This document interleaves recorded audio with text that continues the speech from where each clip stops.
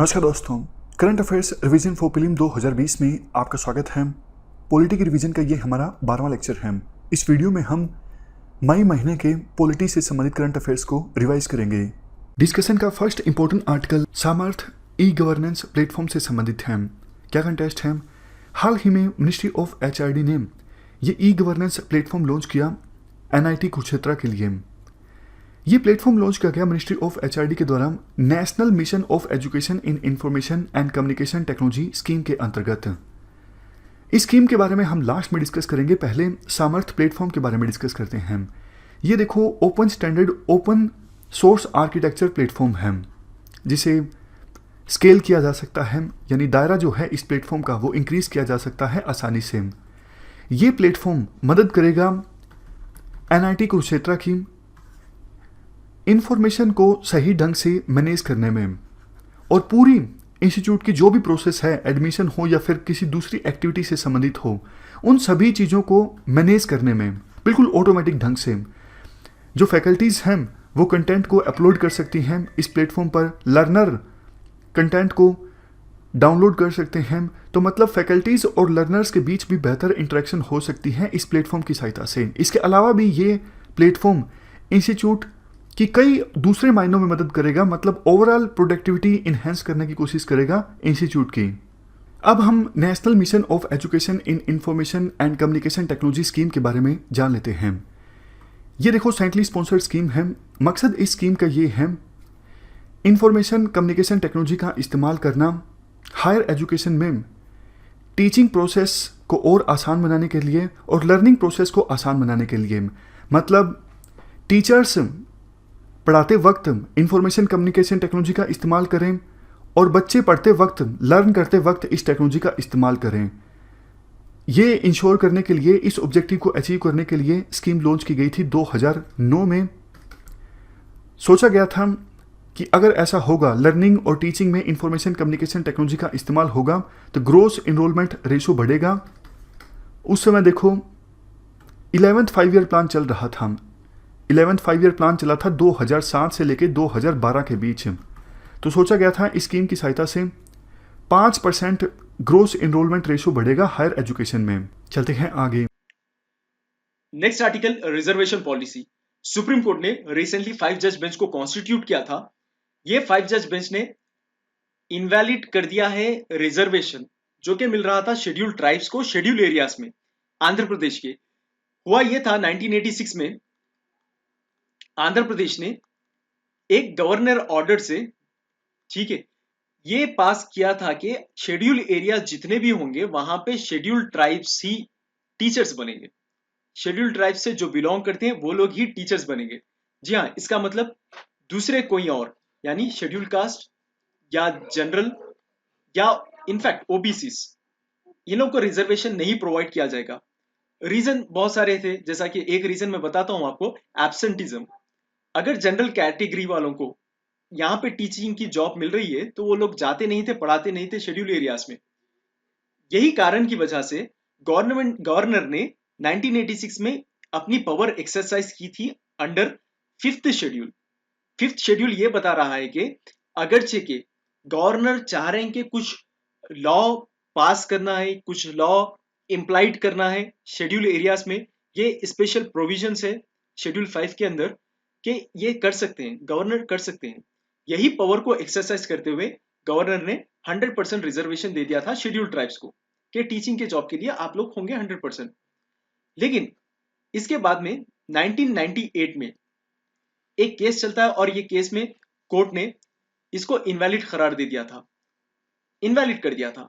Again 2000 में same thing होती है। क्या होती है? फिर से 100% रिजर्वेशन देने की मांग उठती है और 100% रिजर्वेशन दे दिया जाता है गवर्नमेंट के द्वारा।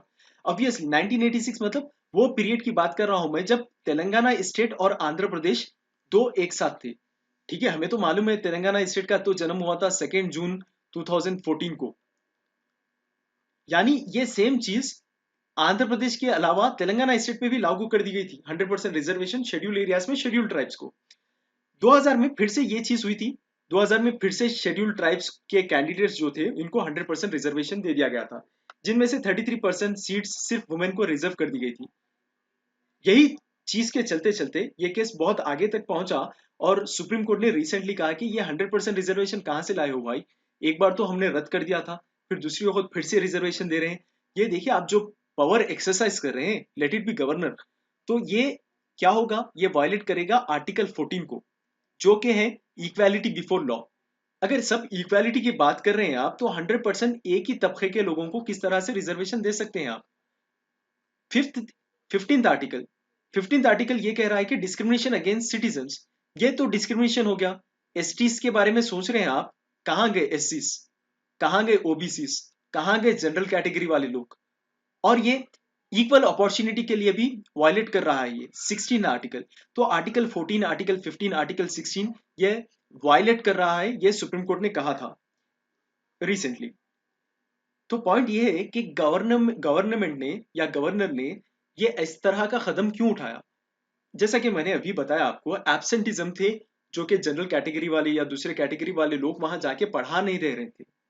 इसी के कारण गवर्नमेंट को इस तरह का फैसला उठाना पड़ा। अब देखिए फिफ्थ शेड्यूल है क्या।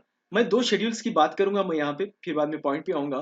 फिफ्थ शेड्यूल और सिक्स्थ शेड्यूल, ये हमारे जो 12 शेड्यूल्स है इसमें से दो है, फिफ्थ शेड्यूल एक है और सिक्स्थ शेड्यूल एक है। फिफ्थ शेड्यूल में से वो एरियाज आते हैं जो कि आंध्र प्रदेश है, इंक्लूडिंग तेलंगाना, छत्तीसगढ़, गुजरात, हिमाचल प्रदेश, झारखंड, मध्य प्रदेश, महाराष्ट्र, ओडिशा, राजस्थान, और जैसा कि मैं बताया आपको तेलंगाना। तो ये 10 स्टेट्स शेड्यूल फिफ्थ के अंदर आते हैं। शेड्यूल सिक्स्थ में कौन से आते हैं? शेड्यूल सिक्स में तो आपको पता ही है, असम, त्रिपुरा, मेघालय और मिजोरम, ये एरियाज आते हैं शेड्यूल सिक्स्थ में। शेड्यूल फिफ्थ में ये 10 स्टेट्स आते हैं। तो शेड्यूल फिफ्थ में जैसा कि आप देख रहे हो, यहाँ पे हमारे लिए इंपॉर्टेंट है आंध्र प्रदेश एंड तेलंगाना, ये दो भी आते हैं। और यहाँ पे रिजर्वेशन दिया जा रहा था, 100% reservation to the schedule tribes. So basically northern states को छोड़कर जो भी 10 स्टेट्स की बात किया हूं मैं, ये सब फिफ्थ शेड्यूल में आते हैं। और आर्टिकल 244 ये प्रोविजंस प्रोवाइड करता है एडमिनिस्ट्रेशन के। तो अगर कोई एरिया शेड्यूल एरिया में आया है, तो इसके देखभाल करने वाला होगा एक प्रेसिडेंट और गवर्नर, ये लोग करते हैं इसका देखभाल। तो गवर्नर ने यही कदम उठाया कि देखिए एब्सेंटिज्म के कारण जो वैकेंस वैक्यूम क्रिएट हो रहा था, उसको फिलअप करने के लिए शेड्यूल ट्राइब्स को ही मौका दे देंगे। लेकिन फॉर्चुनेटली ये हमारे तीन आर्टिकल्स, आर्टिकल 14, आर्टिकल 15, आर्टिकल 16 को सुप्रीम कोर्ट ने ये सेव कर लिया है अपना वर्डिक्ट देकर।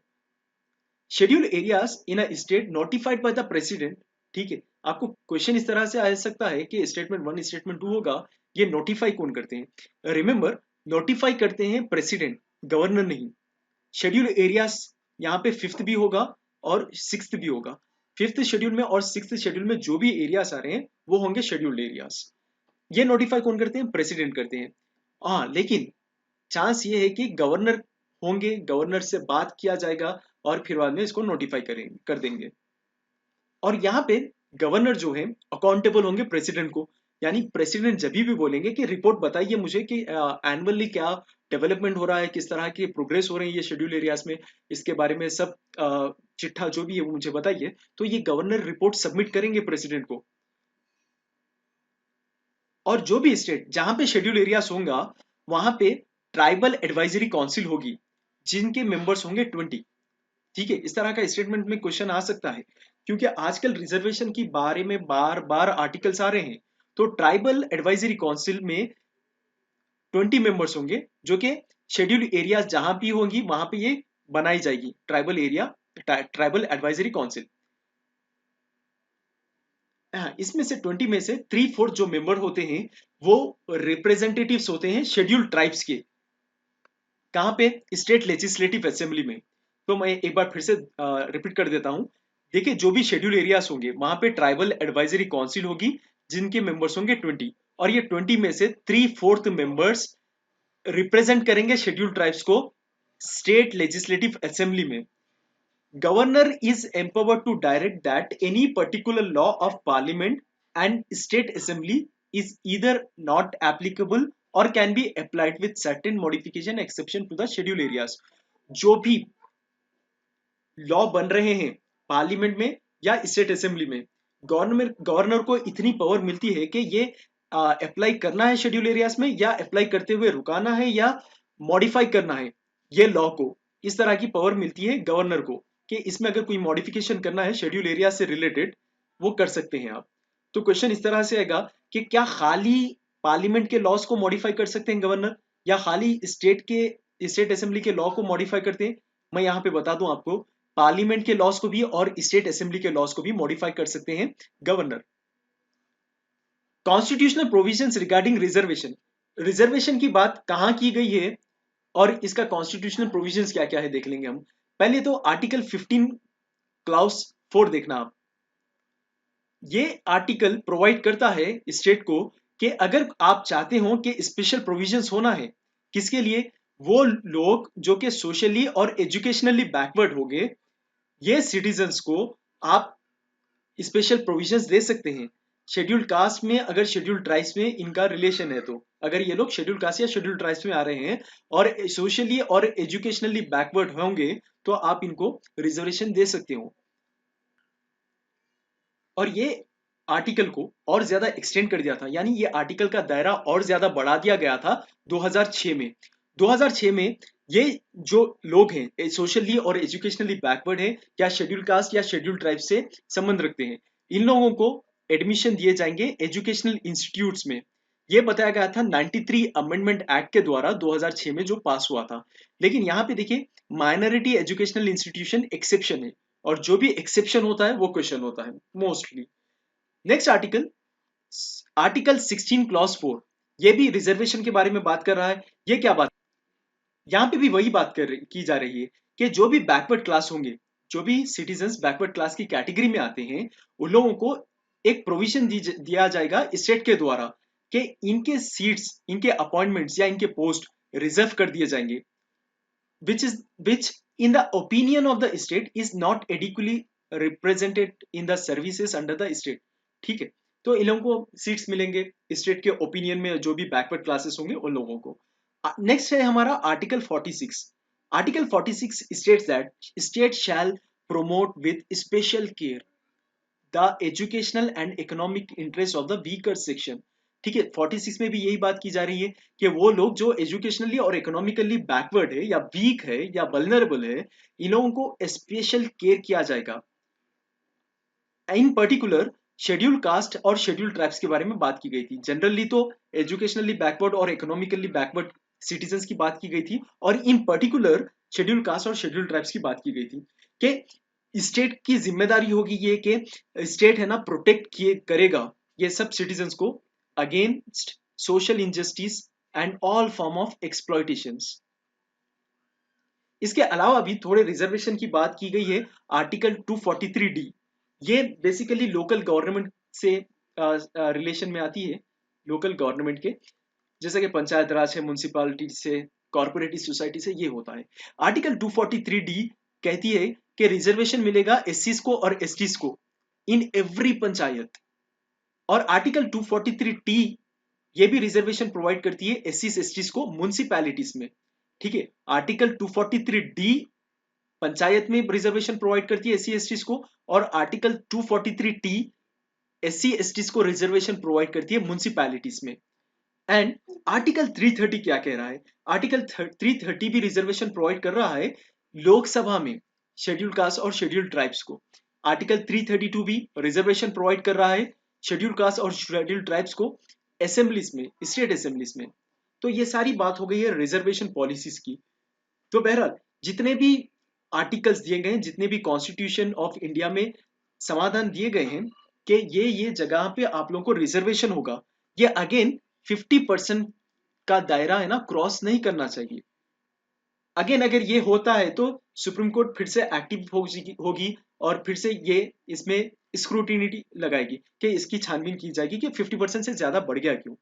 अभी यहाँ पे जो हुआ था 100% दिया गया था, राइट? तो इसको इनवैलिड करार दे दिया गया है सुप्रीम कोर्ट ने। नेक्स्ट आर्टिकल हमारा है ऑनलाइन जस्टिस डिलीवरी। आपको तो पता ही है कि कोरोना वायरस में हम क्या कर रहे हैं, सेफ्टी और प्रिकॉशंस के तौर पे हम है ना सोशल डिस्टेंसिंग कर रहे हैं। सोशल डिस्टेंसिंग ये सबके ऊपर लागू होगी, चाहे ये जुडिशरी हो या पार्लियामेंट हो या असेंबली हो। तो उसलिए देखिए, अगर इस तरह का लॉकडाउन या कर्फ्यू सिस्टम होगा तो हम हमारे चीजें एक्सरसाइज कैसा करेंगे? जुडिशरी प्रोसीडिंग्स किस तरह से होगी?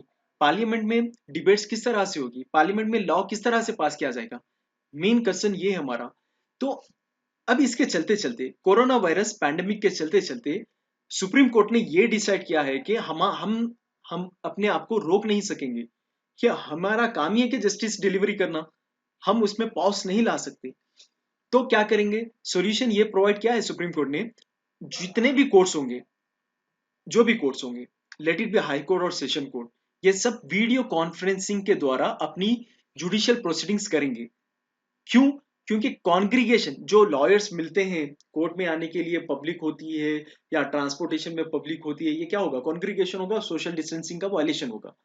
तो इसको अवॉइड करने के लिए वीडियो कॉन्फ्रेंसिंग के द्वारा जजमेंट दिए जाएंगे, जुडिशियल प्रोसीडिंग्स होंगे। ठीक है।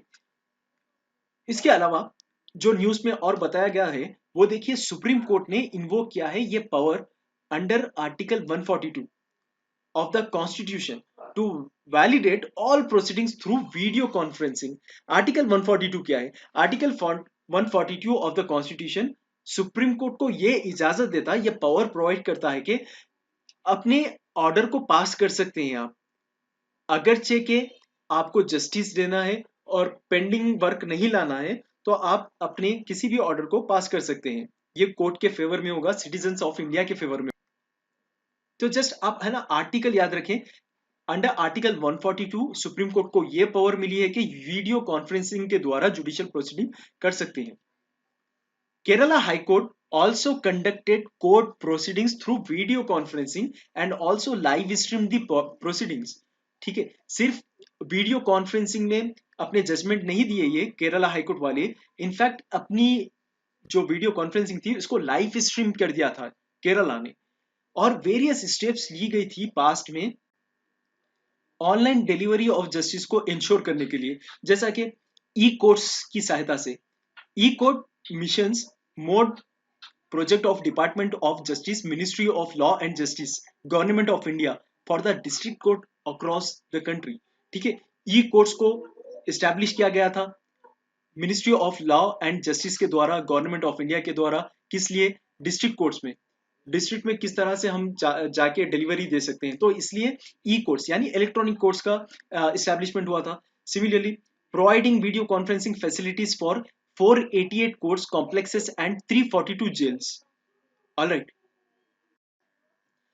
Next article, regulation of government advertisements.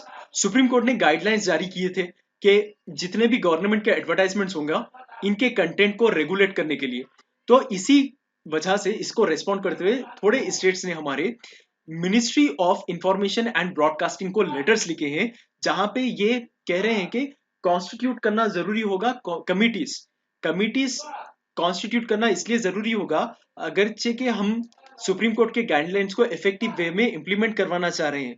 Supreme court के गाइडलाइंस क्या किस बारे में है? गवर्नमेंट एडवर्टाइजमेंट्स को लेकर है। ये स्कोप ऑफ एडवर्टाइजमेंट्स किस तरह से होगा?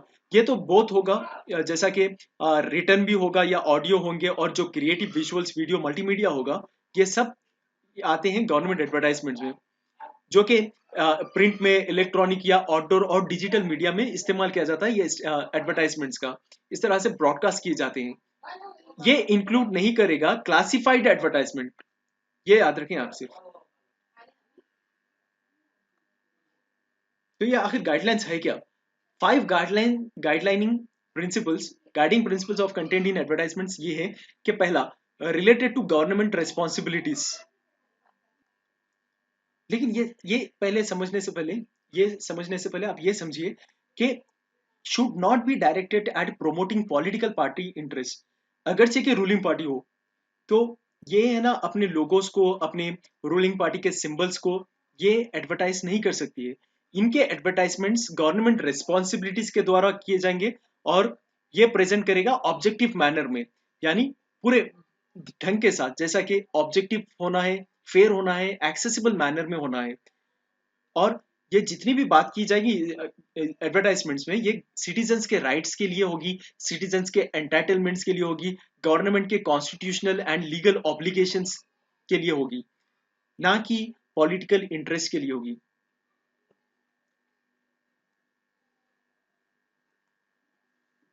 और ये फोटोग्राफ भी नहीं होंगे यहाँ पे गवर्नमेंट लीडर्स के, लेकिन ये एक एक्सेप्शन मिला है प्रेसिडेंट्स को, गवर्नर को, प्राइम मिनिस्टर को, चीफ मिनिस्टर को, अदर मिनिस्टर्स को and the chief justice of India को।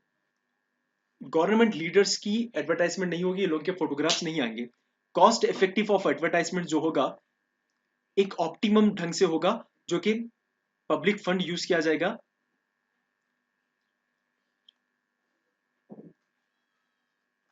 और जितनी भी एडवर्टाइजमेंट्स होगी ये ध्यान में रखे होगी कि लीगल रिक्वायरमेंट्स क्या क्या है, इलेक्शन लॉज और ओनरशिप राइट्स का वायलेशन तो नहीं हो रहा है, और इसका कंप्लीट ढंग से फाइनेंशियल रेगुलेशंस और प्रोसीजर भी किया जाएगा। तो इस डिस्कशन में फिलहाल इतना ही है। Thank you very much for discussion.